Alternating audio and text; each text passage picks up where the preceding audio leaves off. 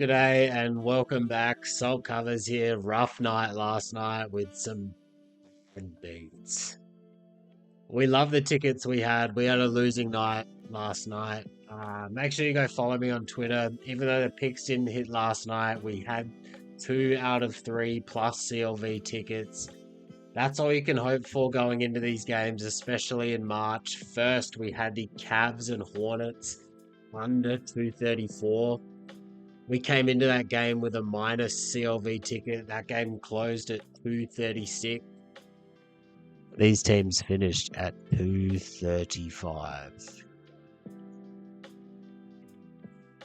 The Cavs and Hornets were at 220 with a minute left. They scored 15 points in the final minute. For context, if teams scored 15 points every minute, the total score would be 720 in a full 48-minute game. Next, we had the over between the Wolves and the Heat. The injury news broke our way. Gobert sat out, Hero in. We had the 213.5. That game closed at 218.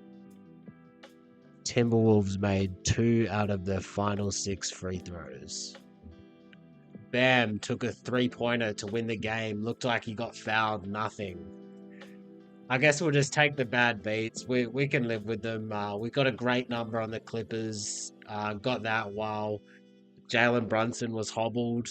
That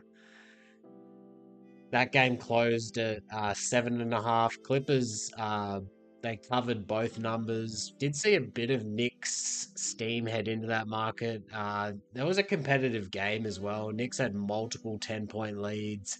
Eventually, they just ran out of gas. Brunson now out for 2 weeks at least. It'll be interesting to see how the market rates the Knicks going forward. Let's get into these 8 games on the card. These lines at close are starting to get very sharp.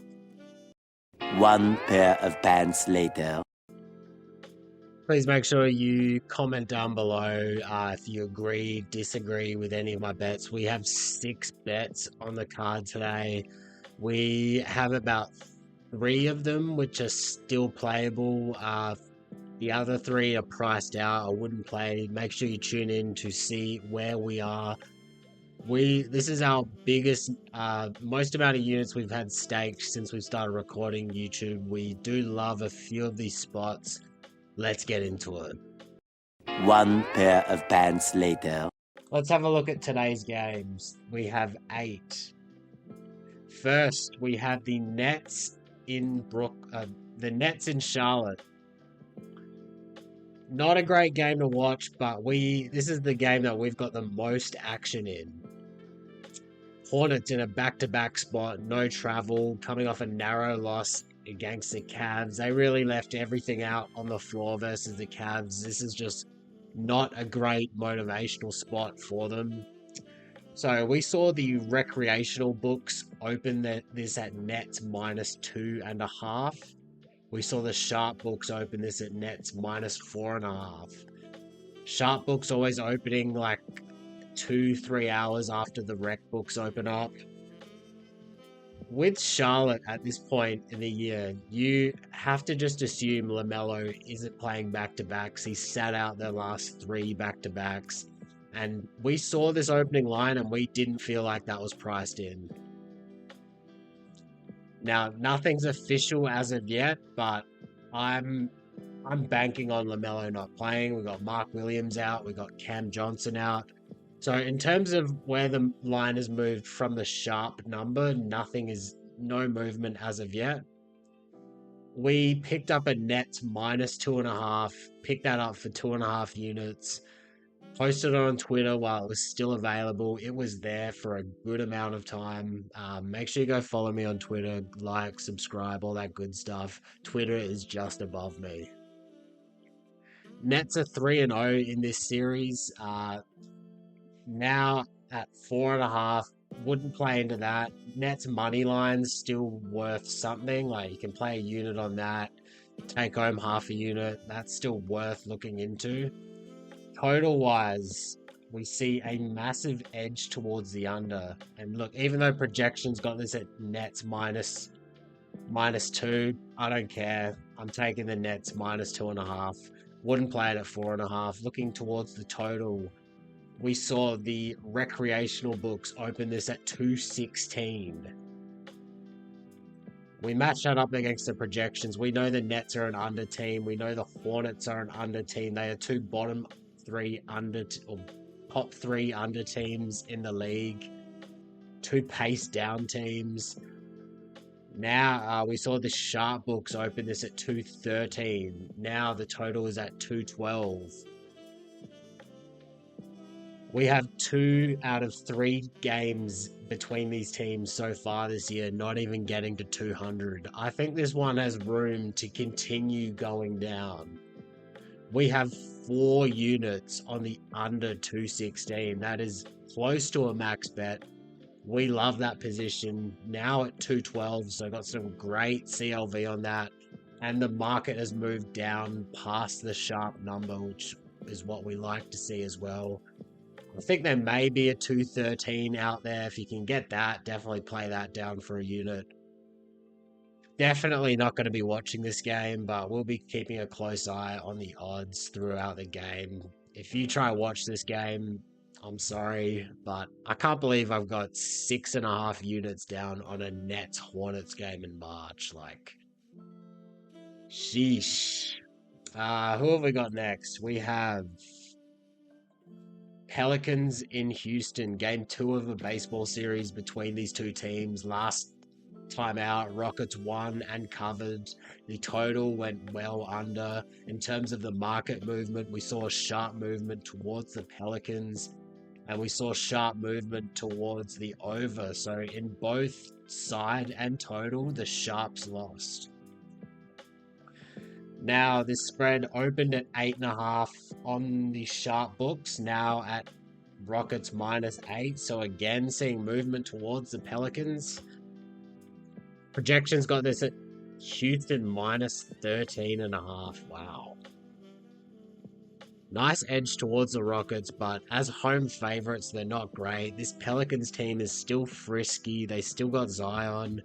Rockets just haven't been good in 2025. I may need to have a look at these projections because this just does not... I'm not playing into this. Rockets are 6-10 straight up in February. Now we're asking them to lay 8 points. One thing going for the Rockets is that the Pelicans are just horrible against the spread on the road. Let's get that number up.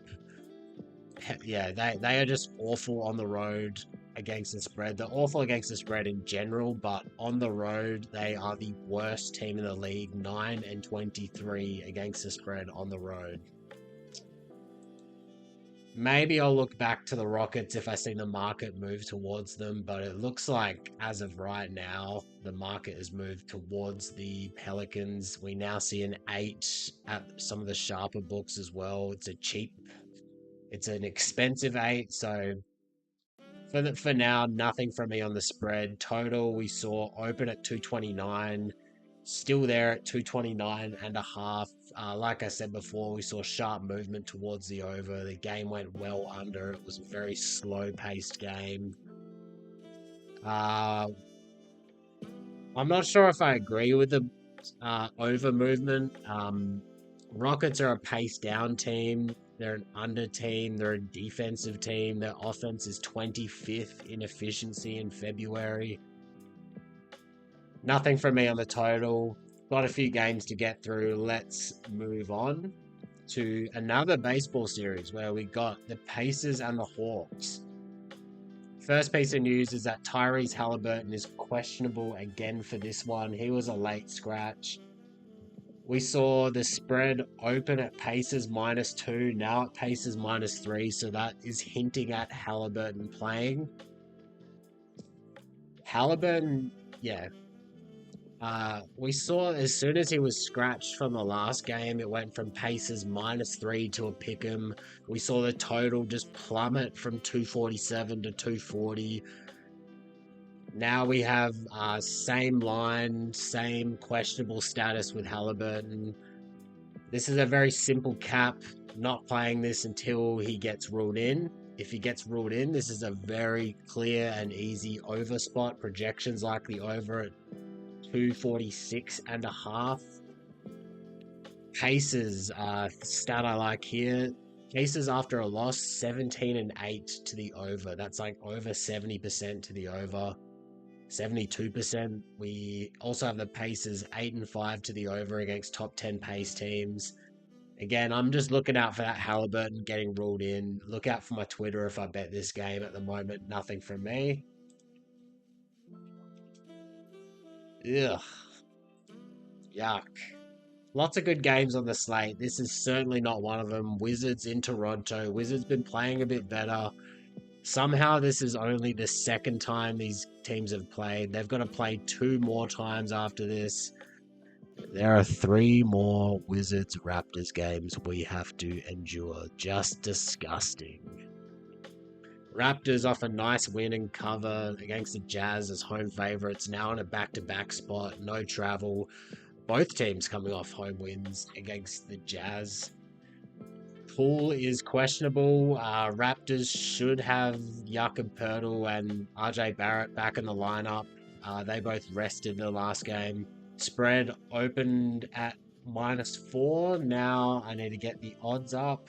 Now Wizards +3.5. So seen a move towards the Wizards.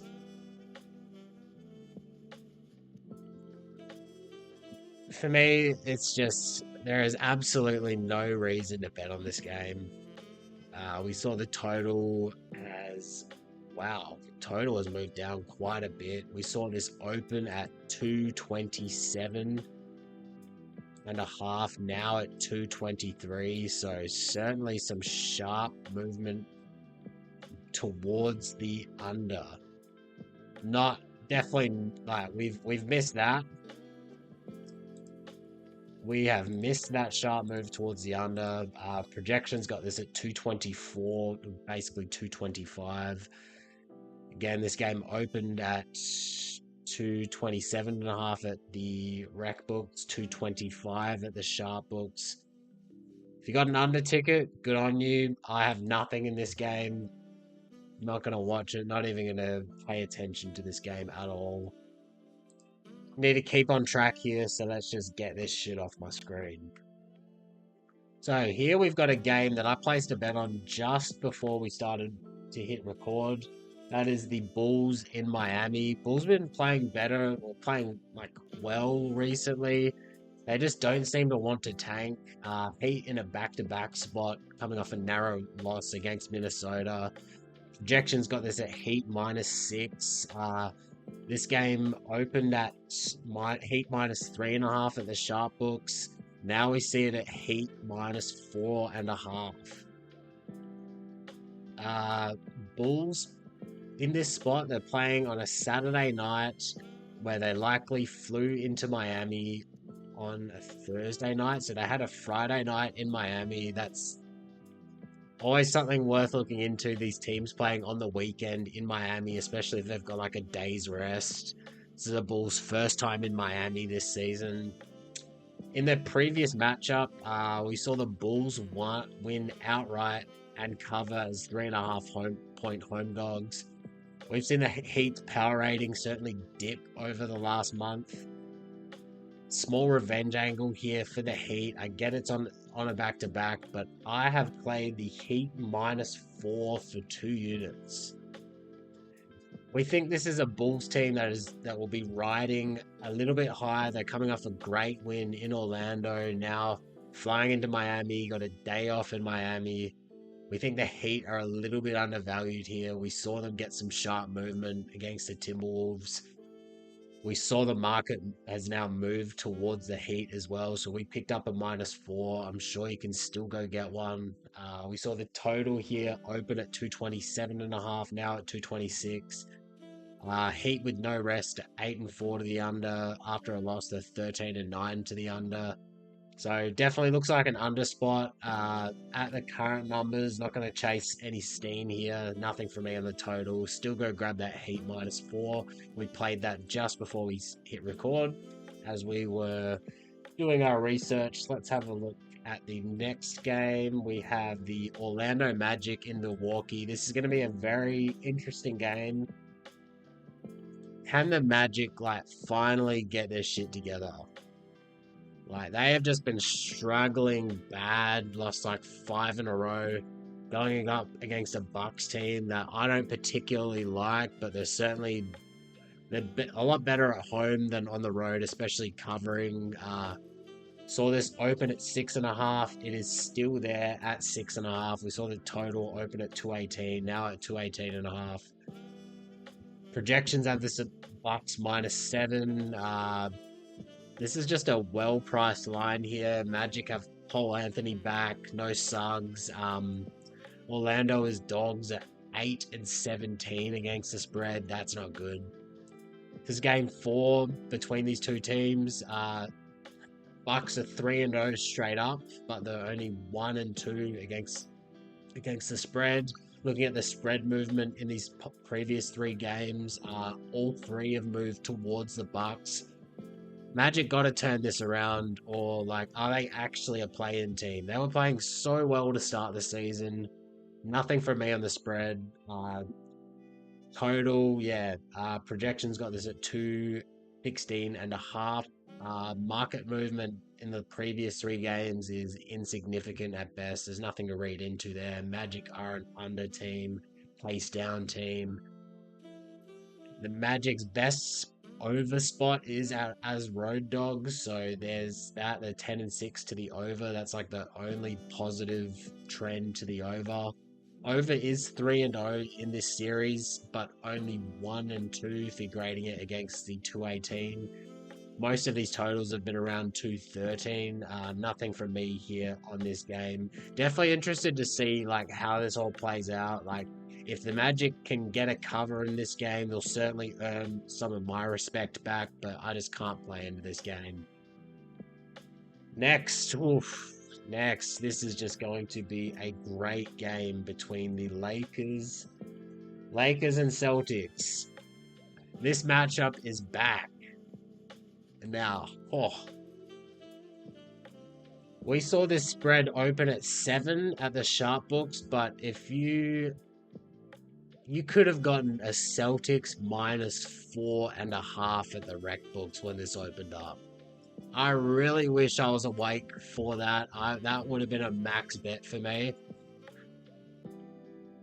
Instead, I just missed out on a Celtics -5.5. Ended up having to play a -6 for 3 units. This is the time to sell high on the Lakers.